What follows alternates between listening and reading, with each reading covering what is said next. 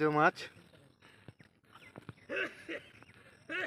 দেখতেই পাচ্ছ, নদীর মাছ প্রায় কেজি দেড়েক। রুই, মিরিক মিরিক, মিরিক মিরিক কেজি দেড়েক মিরিক।